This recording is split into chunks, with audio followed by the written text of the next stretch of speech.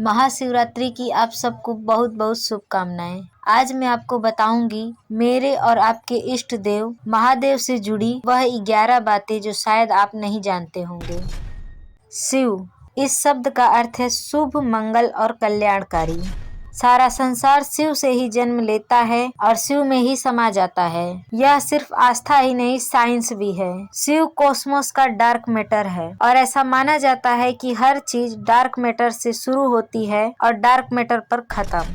शिव नटराज है, यानी सभी कलाओं के स्वामी। संगीत का जन्म शिव के डमरू से हुआ है और नृत्य का उनके तांडव से। शिव भाषाओं के भी पिता हैं। दुनिया की हर भाषा संस्कृत से जन्मी है और संस्कृत के शब्द शिव के डमरू की ध्वनि से।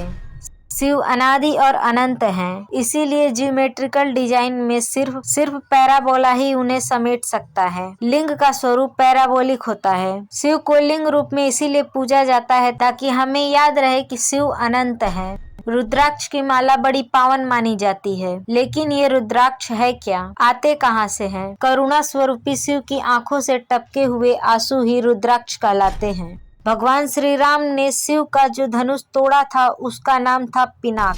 लंका वास्तव में रावण की नहीं, शिव की हुआ करती थी। माता पार्वती के कहने पर उन्होंने विश्वकर्मा से अपने लिए और माँ पार्वती के लिए लंका का महल बनवाया था। तो लंका रावण की कैसे हो गई? भगवान शिव ने लंका में गृह प्रवेश पूजा करवाई, जिसका पुरोहित रावण था। दक्षिणा में रावण ने शिव की लंका ही मांग ली। भोलेनाथ ने हंसते हुए अपने पुरोहित को दक्षिणा में सोने की लंका ही दे दी और माता पार्वती के साथ कैलाश रहने चले गए।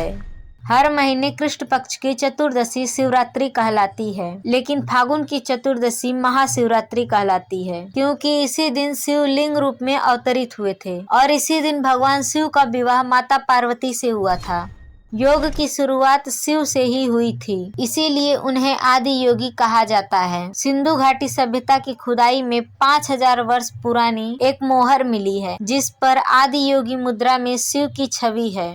समुद्र मंथन से निकला हुआ विष शिव ने गले में क्यों रोक लिया? क्योंकि उनको याद आया कि उनके हृदय में विष्णु का वास है। यदि उन्होंने विष पूरा पी लिया तो भगवान विष्णु को कष्ट होगा, इसीलिए वो विष को गले में ही रोककर नीलकंठ हो गए।